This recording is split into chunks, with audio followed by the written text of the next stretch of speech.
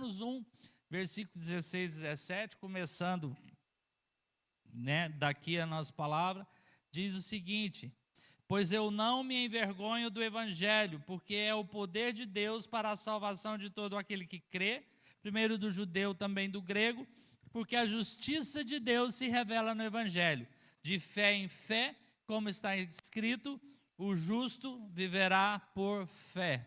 Amém. Então, esse é um texto muito conhecido e muitos sabem de cor, porque dizem que eu não me envergonho do evangelho, porque ele é o poder. É interessante que esse texto não diz que ele tem poder, ele é o poder. Ele é. Então, se está faltando poder em nós, está faltando o evangelho verdadeiro. Porque existem muitos outros evangelhos. O evangelho fala de boa notícia. E tem muitas boas notícias que não é a boa notícia de Deus. Paulo fala que se alguém aparecesse pregando um outro evangelho, que fosse anátema, porque virão boas mensagens que vão te enganar. Então a única forma de você enxergar se o evangelho é verdadeiro é que ele vem acompanhado de poder. Então a gente sempre fala e sempre prega que você precisa crer em Jesus para ser salvo, que o evangelho é o poder para a salvação de todo aquele que crê. Que crê em quê? Eu quero estimular você, toda vez que for ler a Bíblia, começar a fazer perguntas. Pergunta. Deus não tem problema emocional, se você tiver questionamentos, questiona. Mas nós temos insistido em você ler a Bíblia, e leia a Bíblia perguntando. Não vai ler a Bíblia como você lê a Constituição Federal, mas vai ler a Bíblia como um Deus que quer falar com você. E se você não entendeu, pergunta: Deus, fala comigo. Vai para a Bíblia: Deus, fala comigo. Esse é o alvo de nós lermos a Bíblia todo dia. Nós precisamos estudar, nós vamos entender a legislação, nós precisamos de... Não é que o que estava sendo estava errado, está insuficiente, mas o fundamento é Deus falar. Deus quer falar. Mas nós temos visto, se o evangelho é o poder de Deus para a salvação de todo aquele que crê. Você está aqui sentado e você chegou a batizar porque você diz que um dia você creu. Mas é incoerente porque nós temos muita gente dentro da igreja participando do culto, vivendo as atividades, vindo aqui, declarando que é crente, teme a Deus, escandalizando com os absurdos que está acontecendo no mundo, que a gente não devia escandalizar. A igreja não devia escandalizar com os absurdos do mundo, a igreja devia se escandalizar com a impotência que nós temos de influenciar o mundo. Porque Jesus já disse que o que está no mundo aí vai acontecer, e eu quero te dar uma má notícia, que está no evangelho. Porque o evangelho começa com má notícia, para poder a boa ficar clara. Vai piorar. Vai piorar. Por que vai piorar? Porque Deus está trabalhando para trazer uma nova terra, uma nova cidade, um novo reino. Então, é esse tempo. Então nós temos visto crentes vivendo a vida de crente, mas sem consciência do que é o evangelho, um salvo vivendo como se você não fosse salvo. E eu vou te mostrar hoje isso, que pode ser que você esteja salvo, pode estar enganado que está salvo. Hoje é uma chance de poder selar isso. Infelizmente tem muita gente dentro da igreja que não está salvo e está enganado. Por quê? Porque ele ouviu uma mensagem que não era o evangelho verdadeiro. Ele ouviu uma mensagem que não o ofendeu primeiro, para deixá-lo insatisfeito consigo, porque ele estava vivendo fora do que era o padrão de Deus, mostrando que era pecador, para que houvesse um chamado para a vinda de Deus. O evangelho é o poder para salvar, para justificar, para sustentar. Tudo isso por fé. Então o evangelho é o poder de Deus para salvar, o evangelho de Deus é o poder que sustenta, o evangelho de Deus é o poder que justifica, e tudo isso por fé. Então eu quero te fazer essa pergunta: Domingo passado eu citei isso. Certeza da salvação você tem? Se sim, você tem discernimento do que você foi salvo? Porque se você foi salvo de alguma coisa. E se foi salvo de alguma coisa, você foi salvo para alguma coisa. Você tem certeza da salvo? É porque salvação é um produto, é um princípio que já devia estar resolvido lá atrás. É um processo que já está pronto. Nós precisamos entrar num processo de santificação. E eu ontem também, na oração, para vocês verem como isso é importante se lembrar, o Senhor foi muito forte comigo. Limpar entulhos, resgatar fundamentos. E aí o irmão orava, só vinha na minha mente, limpar entulhos, resgatar fundamentos. Aí acho que Deus entende que a gente é impaciente, ele muda, porque a gente é igual menino, né? Aí fala, desentulhar poços para beber água limpa. Tem água debaixo do poço. Nós nascemos debaixo dessa palavra. Então, se você sabe de que você foi salvo e para que você foi salvo, eu tenho certeza que se eu sentar, você vai ter a resposta prontinha, igualzinho está na cartilha, decorada. E que hoje você seja liberto da cartilha e que a revelação disso entre no profundo do seu espírito, da sua alma, para que a gente saia daqui transformado. Esse é o alvo. Amém, irmãos? Não dá para a gente vir para a presença de Deus e sair igual.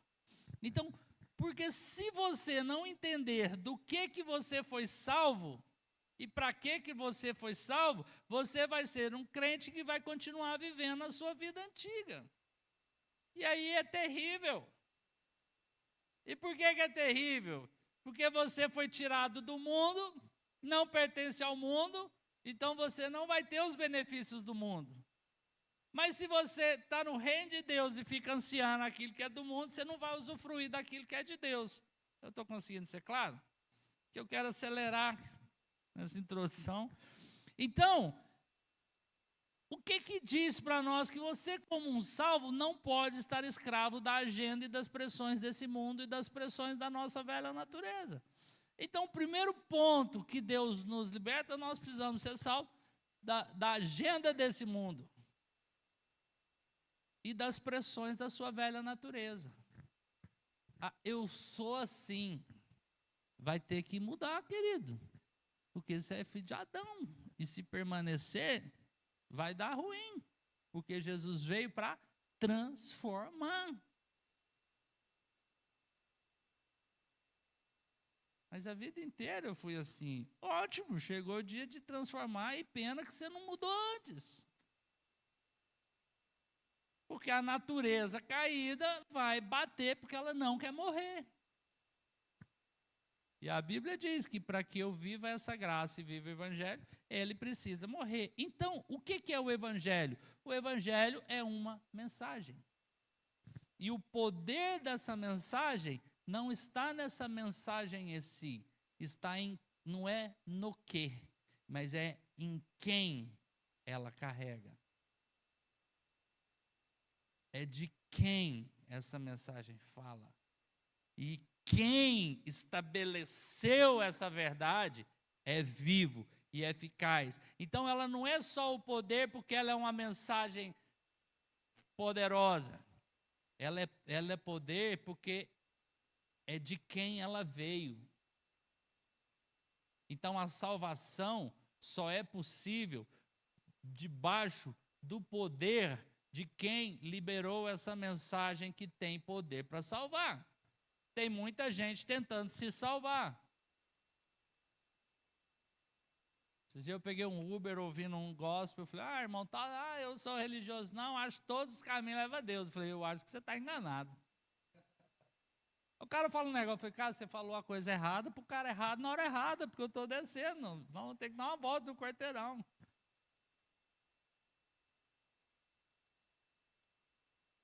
Eu falei, mas tá bom. Vou concordar com você. Todos os caminhos levam a Deus. Minha pergunta para você é o seguinte: como é que você vai chegar diante dele? Ele, como assim? Se você vai estar em pé ou se você vai chegar de costa. E eu te aconselho a pensar, se você vai estar do lado direito, tem nada a ver com política, que Jesus fala isso, entra para o gozo do Senhor ou apartar de mim, porque tem um lado esquerdo que ele fala que vai apartar. Então todos vão chegar diante de Deus. Estou mudando meu discurso. Todos os caminhos levam a Deus. O problema é a hora que você chegar lá, o que você vai encontrar? Que resposta que você vai ter dele? Entra para o gozo do seu Senhor, aparta de mim, porque eu não te conheço. E desci do Uber e ele que durma com essa pérola lá. Então, nós estamos assim. O Evangelho salva do quê? Para nós entendermos o Evangelho, eu preciso entender o que é que gerou necessidade de salvação. E o que é que gera necessidade de salvação? O pecado. Então, o que Gênesis 3 fala que o pecado gerou? Para que você entenda do que você foi salvo. A falta de noção, ser sem noção como nós somos, tira de nós a gratidão de entender do que Deus nos salvou. Então, vamos ler Gênesis 3. Hoje nós vamos ler um pouquinho. Vamos dizer, um amigo meu, se estiver falando rápido, ouve rápido aí. Gênesis 3, vamos começar, Gênesis 2:17. Deus cria o homem, estabelece o homem para quê? Para uma comunhão perfeita, com um propósito estabelecido. Todo dia você vai se relacionar com Deus, você é a imagem e semelhança de Deus, e você está na terra para governar aquilo que Deus criou. Você vai cultivar e vai guardar. Você vai ser o representante de Deus nessa terra. Esse foi o propósito. E aí Deus fala, no versículo 17, fala, olha, de toda a árvore do jardim você vai poder comer livremente. Vou partir do princípio que você conhece o texto. Mas da árvore do conhecimento do bem e do mal você não deve comer, porque no dia em que dela comer, você certamente morrerá. Então a primeira consequência do pecado para nós, morte. Que tipo de morte? Morte espiritual, morte existencial e morte física. Qual foi o problema do engano? É porque a existencial e a física não veio de uma vez, mas a espiritual veio instantânea. Ou seja, se você está morto espiritualmente, o resto vai para o brejo, mas não vai aparecer de cara. Talvez a hora que você descobrir possa ser tarde. Então, hoje é o dia. Morte. Que morte espiritual?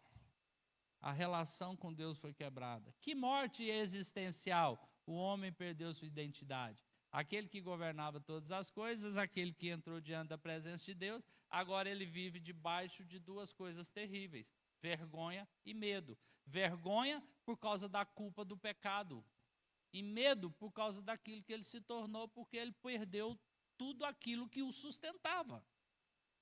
Então agora eu estou com medo dessa terra, porque eu perdi o meu sustento, eu perdi a minha proteção, eu perdi a minha identidade, eu estou nu. Então agora eu vou ter que sobreviver nessa terra, é a morte. Mas ele continua e peca. Vamos ler aqui então, quando Deus chega e fala: ao ouvirem a voz do Senhor Deus que andava no jardim, quando soprava o vento suave da tarde, o homem e a mulher se esconderam da presença do Senhor Deus entre as árvores do jardim. E o Senhor Deus chamou o homem e lhe perguntou: onde você está? Ele respondeu: ouvi a sua voz no jardim, porque estava nu, tive medo e me escondi. Deus perguntou: quem lhe disse que você estava nu?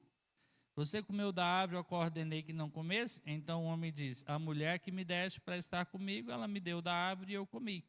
Então o Senhor Deus disse à mulher: que é isso que você fez? A mulher respondeu: a serpente me enganou e eu comi. E até hoje a gente funciona assim: o homem põe a culpa na mulher, a mulher põe a culpa no diabo, o diabo assume a culpa e deixa tudo do jeito que está, porque se a culpa é do diabo, você não precisa se arrepender.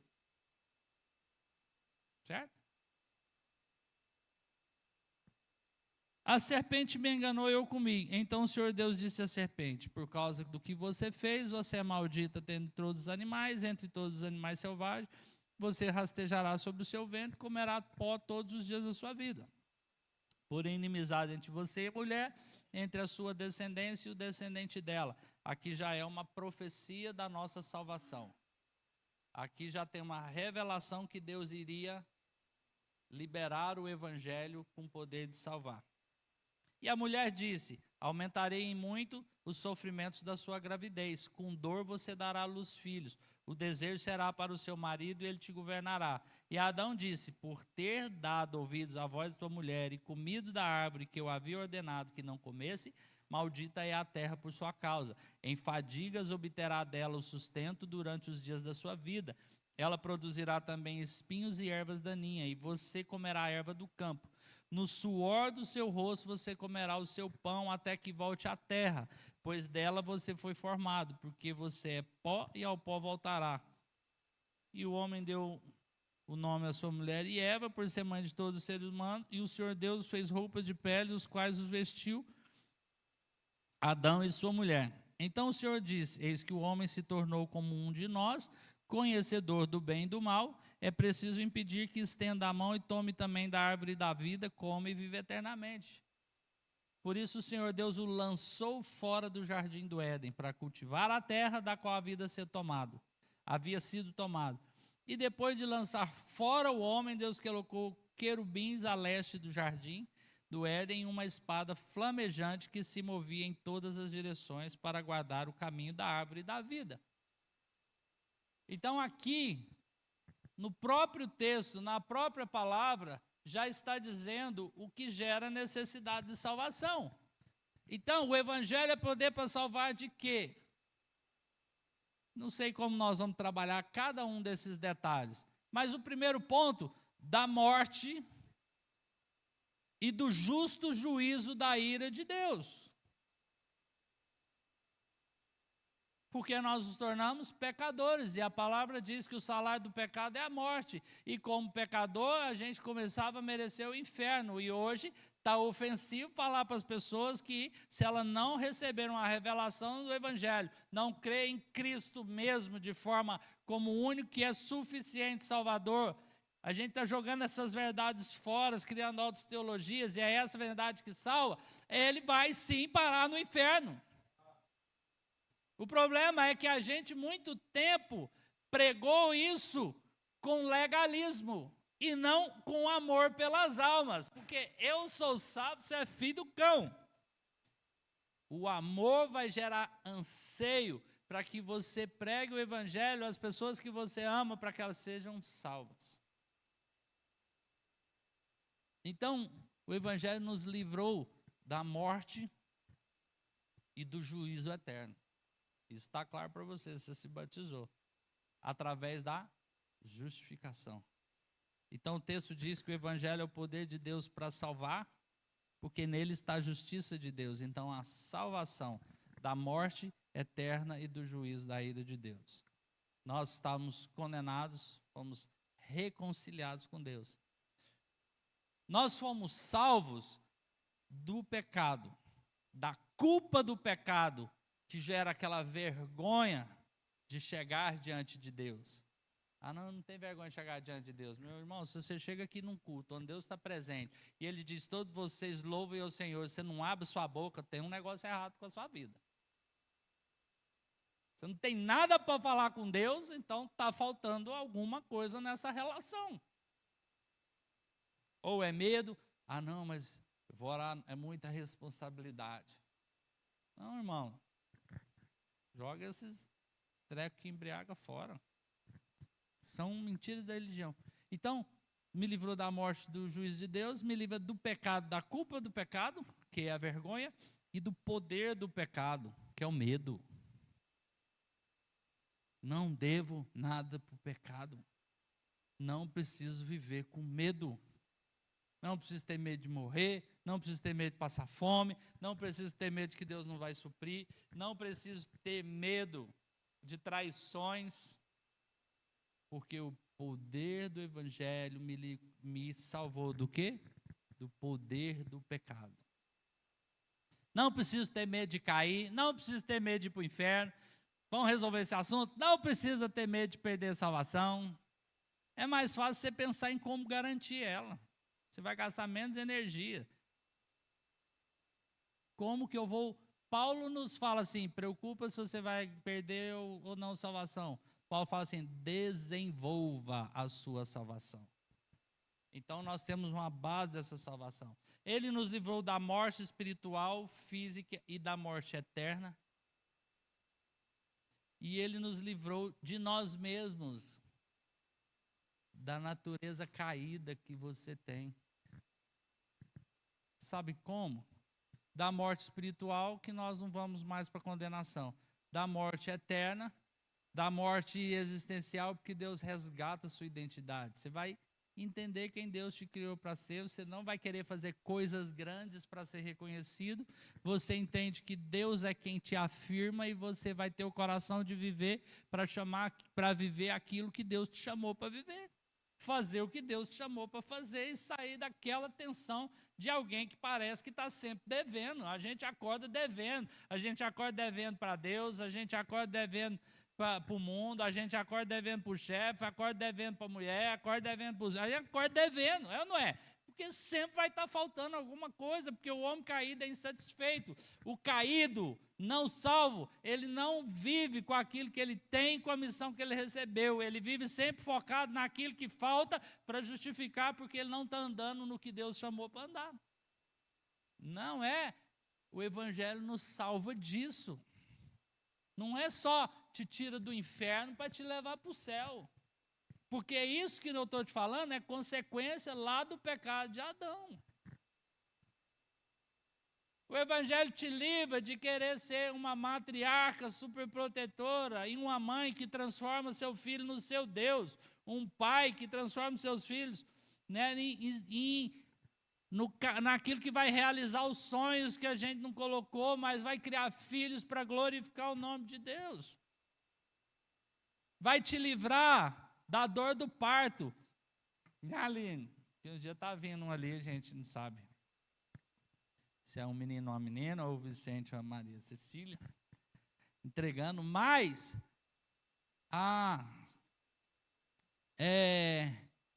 hoje em dia não tem dor de parto mais que as mulheres têm anestesia. Eu quero te dar uma notícia, irmã. Ali quando ele fala que Deus, o pecado gerou a dor, aumentará, dará a luz, não é de parir, é de ser mãe no mundo caído.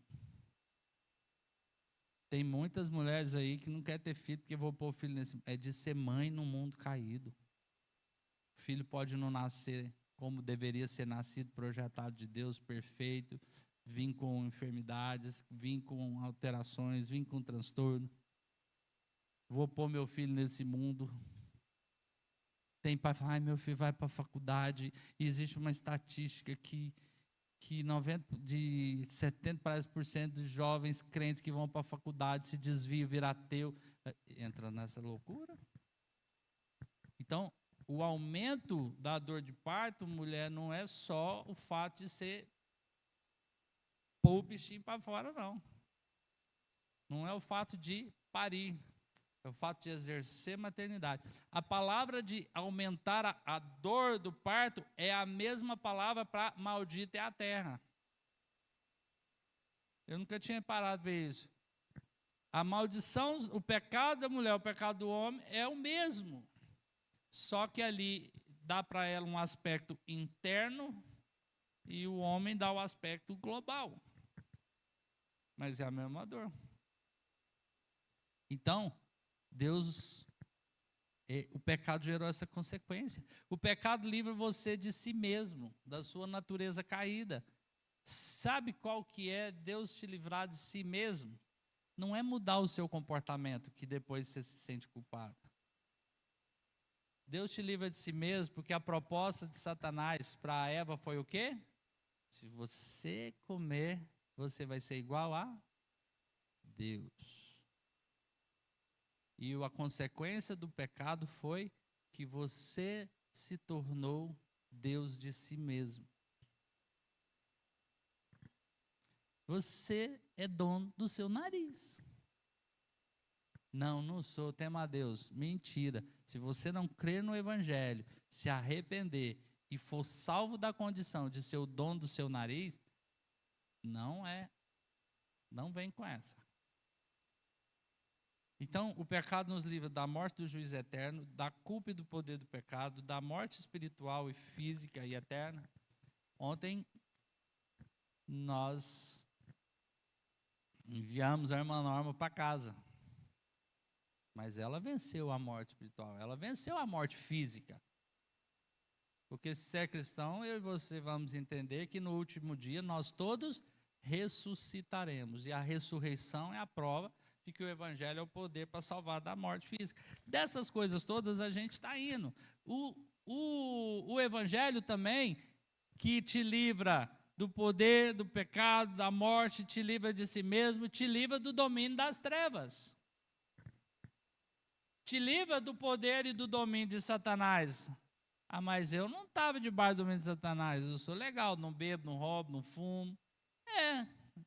Isso não quer dizer nada, irmãos. O que define nossa identidade é de quem você é filho.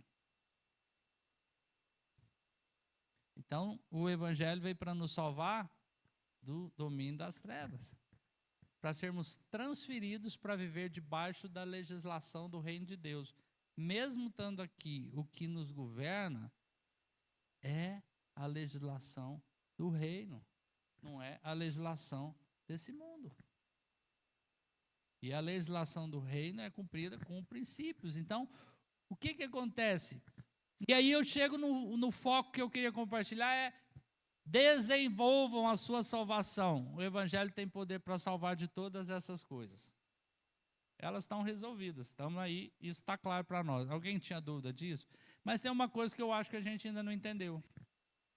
É que o evangelho é o poder de Deus para te salvar de uma maldição violenta. Em fadigas a terra produzirá carnes e embrólios. Em fadigas tirará dela o seu sustento, e do suor do seu rosto comerá o seu pão.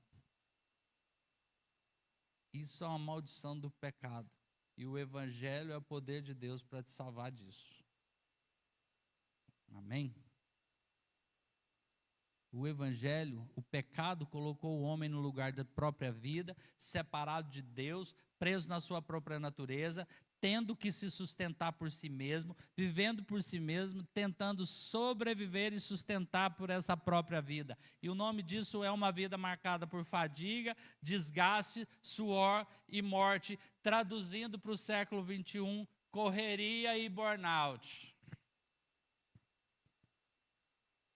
Que tá chique. Moço, todo mundo quer ter burnout, todo mundo está na correria. E fala isso como se fosse algo... Já viu que fala isso? Não, na correria, estou ocupado demais. Fala isso como se fosse status. Não, moço. Você é doido. Viver por si mesmo. Alguém que recebeu o evangelho e foi liberto dessas coisas. A vida marcada por fadiga, desgosto, suor e morte, porque você tem que matar um leão por dia. Não tem. Você tem que ouvir a voz de Deus, entender o que Ele te chamou, relacionar com Ele, pegar o princípio e obedecer, andar no caminho que Deus nos mandou. Nossa, que lindo, mas não é prático. Lógico que é prático. Só que a gente está tão fantasioso e imaturo na nossa fé que nós entendemos que Deus nos salvou para nos tirar do inferno, para levar para o céu. Não, Deus nos salvou da morte, Deus nos salvou do pecado, Deus nos tirou do inferno, Deus quer nos levar para o céu, mas Deus também nos salvou das fadigas desse mundo, de achar que nós vivemos aqui para tentar sobreviver e que do suor do nosso rosto nós vamos comer o nosso pão. Mentira! O evangelho é o poder de Deus para nos salvar disso. Deus é quem garante o nosso sustento. O homem está aqui, o pecado gerou algo que leva a gente a carregar tudo por nós mesmos, tentando dar conta de tudo, dependendo do próprio esforço, vivendo na pressão que esse mundo impõe para não perder oportunidades. Não pode perder oportunidades. Não tem tempo para Deus, não tem tempo para nada, além de ficar resolvendo os problemas que o mundo tem gerado. Irmãos, às vezes tem empresas, irmãos, são profissionais liberais que trabalham com venda. Sai da ilusão de achar que suas estratégias vão fazer se aumentar as coisas. Obedece o princípio de Deus. Vou baixar aqui em mim. Não estou neopentecostal. Obedece o princípio de Deus e vê se não dobra seus resultados. Depende de Deus para ver se o recurso não vem. Seja qual for. Pode ser que ele também precise te ensinar alguma coisa, e você depende dele, e ele te faça descer um pouquinho antes de melhorar.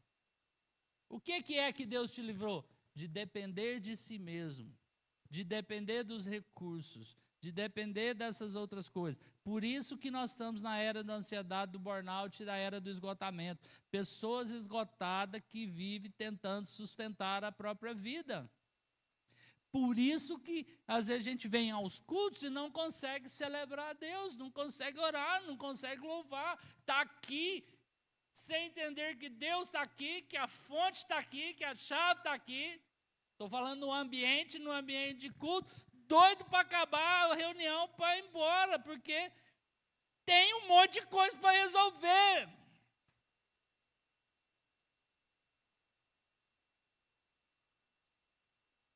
Estou só intenso, tá?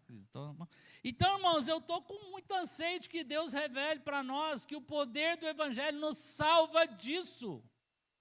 Nos salva dessas ansiedades. Tem um reino para ser estabelecido, tem uma missão de Deus nessa terra, tem um caminho para ser preparado para que Cristo volte. Nós estamos cegos para essas coisas, porque todo o nosso vigor está sendo gastada como alguém que serve o pecado, e não alguém que serve o Senhor. Nós temos dons. Nós não conseguimos celebrar, nós não conseguimos servir as pessoas com dons, nós não conseguimos cumprir o princípio. E não tem nada a ver com isso. Nós estamos numa crise financeira, nós somos um povo aqui, nosso meio, que ganha muito acima do mercado, que não justificaria estar em crise. Espera aí, cumpre o princípio de Deus. Só que a gente deseja muito mais do que aquilo que nós necessitávamos. Nós estamos afetados querendo em vaidades que o mundo está impondo para você que você precisa.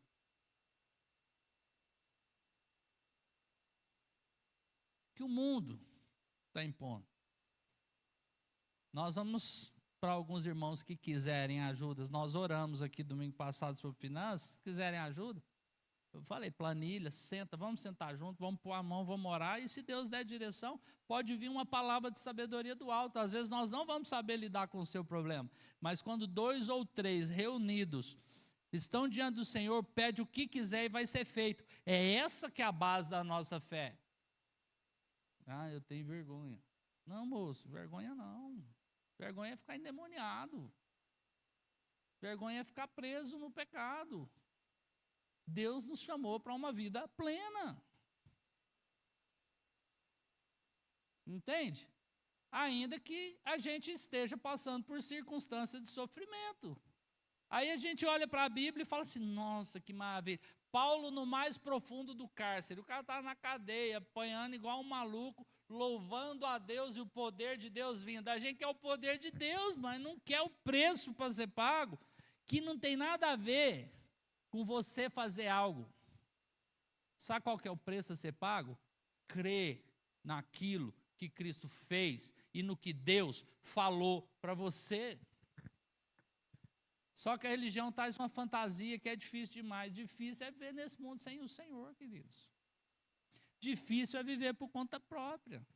No engano de que você tem recursos, vai embora. A gente podia ter todo o dinheiro do mundo, ninguém tirava a norma daquela cama. Ninguém tirou o Steve Jobs do câncer e ele foi embora. Então mostra que esse não é o recurso. Então, irmão, nós temos que entender que nós podemos nos levantar, sair do lugar, adorar, celebrar, porque nós não estamos presos na nossa natureza, nos nossos dilemas. Deus não está preocupado com os nossos pecados, com os nossos defeitos, porque Ele morreu por causa disso. Ele quer que nós cheguemos a Ele. Nós não precisamos ficar presos no momento do culto. Gente que está no momento do culto nas telas. É loucura. E eu não estou dizendo isso com acusação, estou dizendo isso para mostrar o quanto que nós estamos numa guerra e não estamos percebendo. Nós estamos em guerra e não estamos percebendo. E estamos perdendo por causa da não conhecer a palavra, não conhecer a Deus. E pior do que isso, é conhecer e não crer. Por isso a gente faz conta sobre o dízimo. Vou pegar o exemplo, porque o cara falou, por que você faz conta por uma questão do dízimo? Porque nós não estamos crendo no princípio de Deus e no Deus supridor. Nós somos idólatras, estou confiando no esforço do meu braço, porque senão esse assunto estava resolvido, não precisava estar falando dele. Pronto. E aí Deus vai te ensinar a ser fiel no princípio, vai te ensinar a administrar o que está nas suas mãos e vai até satisfazer os seus caprichos naquilo que você deseja. Por quê? Porque nós somos fiéis. Deus espera de nós fidelidade. Às vezes a gente está preocupado porque a gente não está sendo produtivo. Não é para ser produtivo, é para ser fiel. Tinha um sujeito lá na Bíblia, tem alguns personagens na Bíblia que me chamam a atenção. Aquele Simão Cirineu, que cara não andou com Jesus, não foi apóstolo, não foi ninguém. Ele estava ali na hora certa, carregou a cruz de Jesus junto com ele até lá no negócio. Mas ele foi fiel naquilo que ele foi chamado para fazer.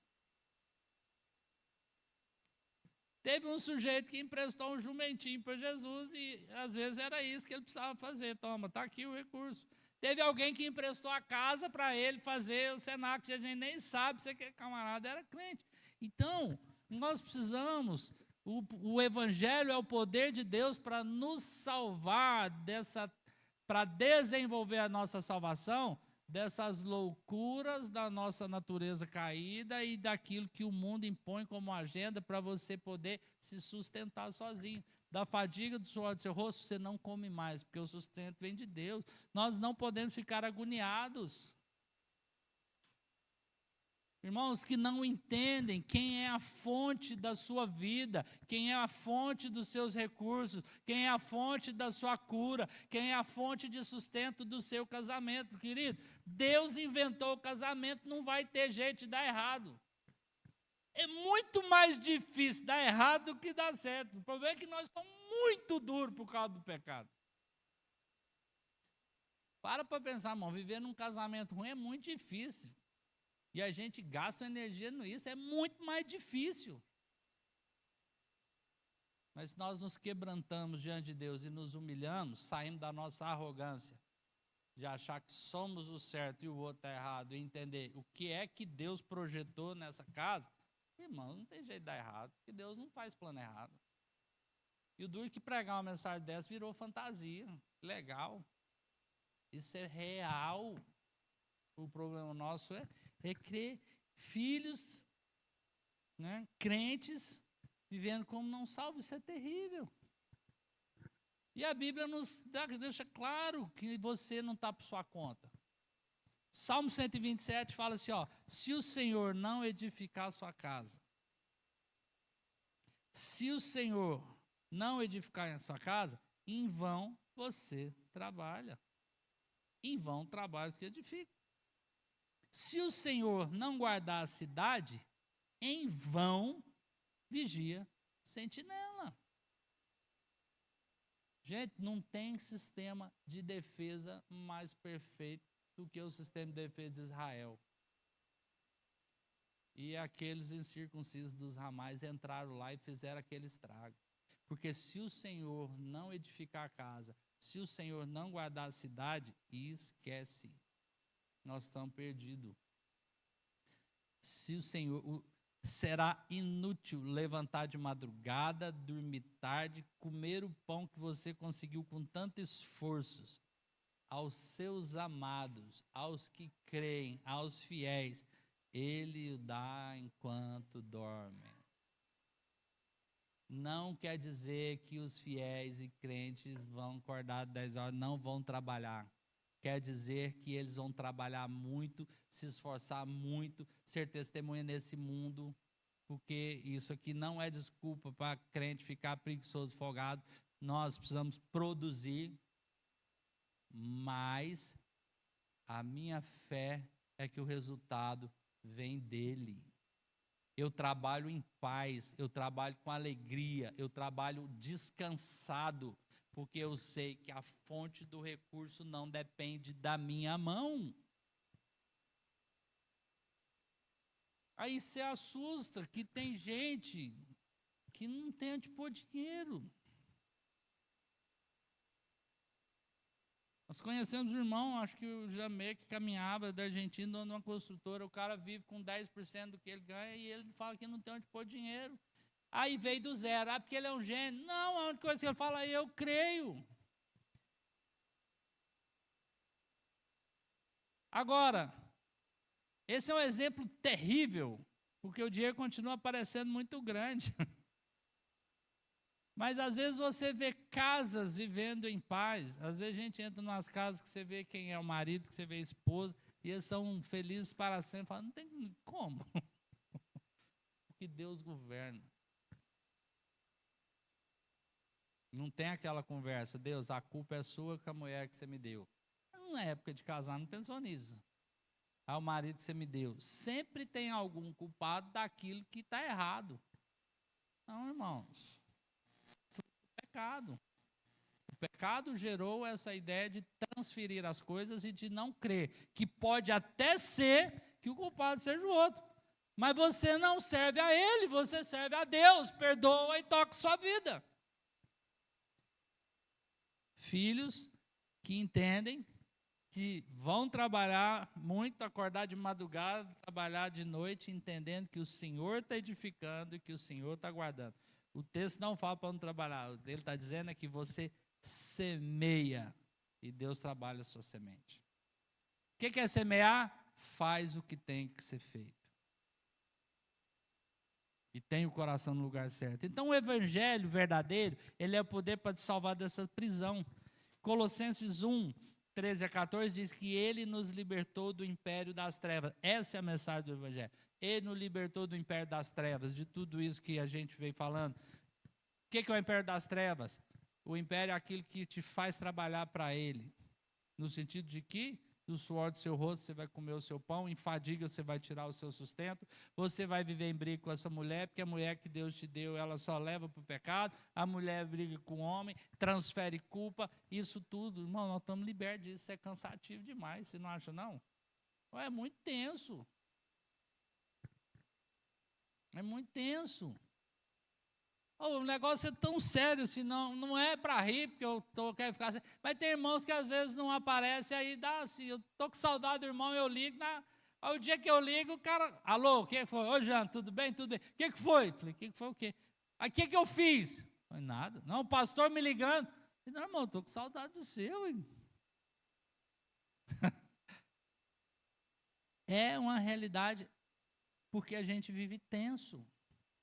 Mas a Bíblia diz que o Senhor nos tirou do império das trevas e nos transportou para o reino do Filho do seu amor, o qual nós temos a remissão, a redenção de todos os pecados. Essa salvação não é ajuste, essa salvação não é apertos de parafuso, essa salvação não é adequação para você ter um comportamento melhor, é um resgate completo, é morrer e nascer de novo. É para isso que o Evangelho tem poder, para pegar essa maldita natureza da carne e te colocar a natureza de Cristo. Jesus não veio para te melhorar, Jesus veio para te salvar e transformar por completo, corpo, alma e espírito. Você não foi ajustado para ser um crente que abandonou vícios e ter um comportamento melhor. Você foi salvo, transferido, tirado de um domínio para outro. Salvação, o Evangelho tem o poder para transferir você de domínio. Transferência de governo, transferência de poder. Por isso que nós precisamos de demônio, porque Satanás não nos toca. Por isso que se nós reunirmos, o que nós pedirmos a Deus vai ser feito quando nós falamos em nome dEle, porque nós representamos Deus. O Evangelho nos traz de volta. Amém? Entende?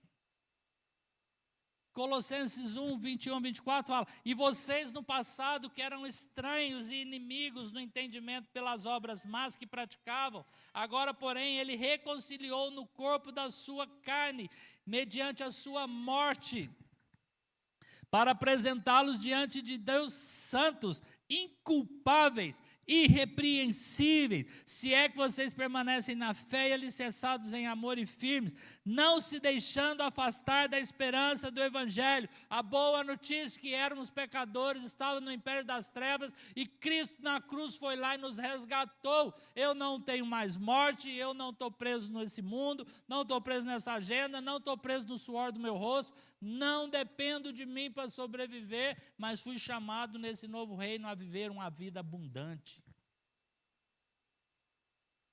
Mas nós, como crentes, estamos pastando na velha vida. Que o Espírito Santo faça algo hoje, irmão. Não se deixando afastar da esperança que vocês ouviram e que foi pregado a toda criatura debaixo do céu, o qual eu, Paulo, me tornei ministro. Presta atenção, irmão. Antes nós éramos estranhos e inimigos de Deus, longe de Deus, desconectados, travados, amarrados espiritualmente, presos em vícios que não dá para sair. Todos já sabem, já falei. Vim de uma adolescência com vícios na área de sexualidade, sofria, Deus, nunca mais. Não dá meia hora. Nunca mal bebo, nunca mal fumo, nunca mal... É só passar a consequência do dano que a gente levou, é só passar o susto do choque. E eu vou te falar, essa é a natureza da carne. Você não dá conta, esquece. Para de querer se resolver por si mesmo. E creia na salvação que vem pelo Evangelho.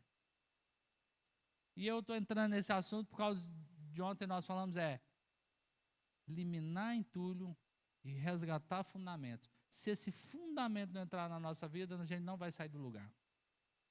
Nós fomos salvos, temos acesso ao Pai, temos comunhão com Deus, somos cidadãos de outro reino, seguros em outra fonte, debaixo de um governo que governa todo o universo, inclusive o governo do mal que hoje ainda me afeta. Você não foi salvo para depender de si mesmo, você não foi salvo para ter que sobreviver sem uma direção, você não é órfão.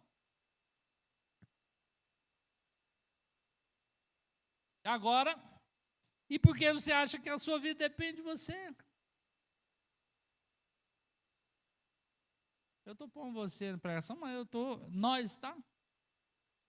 Romanos 8, 1 diz que nenhuma condenação há para aqueles que estão em Cristo Jesus. Versículo 12, Romanos 8. Esse é o último texto que eu quero ler. Ele diz o seguinte: agora, você entende que entregou a sua vida a Cristo, que foi salvo de tudo aquilo. A Bíblia te fala quais são os pecados que foi salvo. Não bebe, não rouba, não fuma. Isso aí é só o subproduto. Nós precisamos ir para a raiz. Separação de Deus, a morte eterna.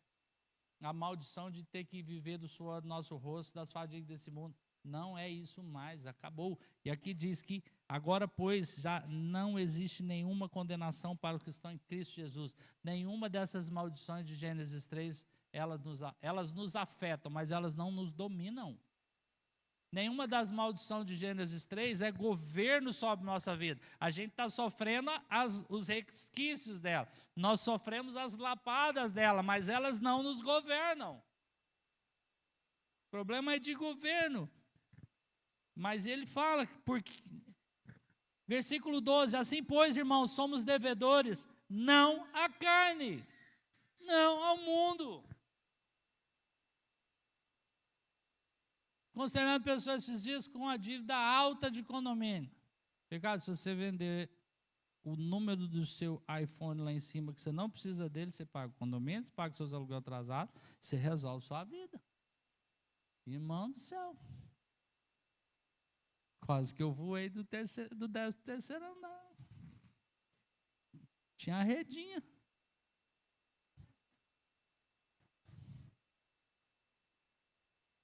É sério? Padrões carnais governando nossas vidas. E não tem problema quem tem. Eu quero um, se alguém quiser, está bem-vindo. Tá? Não é isso que... Não, essas coisas não são o que define fundamentos, entendeu? Então, irmãos, porque se vocês viverem segundo a carne, caminharão para a morte, mas se pelo Espírito mortificarem os feitos do corpo, certamente viverão. O que é viver segundo a carne? É você viver nesse mundo achando que você está vivendo da fadiga do seu trabalho, do suor do seu rosto, e que você vai conquistar as coisas. Esquece. E pode até conquistar. Eu estou dizendo que você não vai prosperar, não. Não é disso que nós estamos falando. Acho que está claro, né? Pois todos os que são guiados pelo Espírito de Deus são filhos de Deus, porque vocês não receberam o espírito de escravidão. Eu creio, nós temos palavra que Deus quer derramar bênçãos financeiras nessa comunidade, quando nós formos libertos do espírito da escravidão, do dinheiro e dos padrões mundanos. Porque vocês não receberam espírito de escravidão para viverem outra vez atemorizados, mas receberam espírito de adoção. Nós somos adotados pelo Senhor do universo. Isso é a salvação, por meio do qual nós clamamos, Abba, Pai. E o próprio Espírito confirma no nosso espírito que somos filhos de Deus. E se somos filhos, também somos herdeiros de Deus. E co-herdeiros com Cristo, se com Ele sofremos, para que também com Ele sejamos glorificados. Esse é o seu chamado. É para isso que nós somos salvos.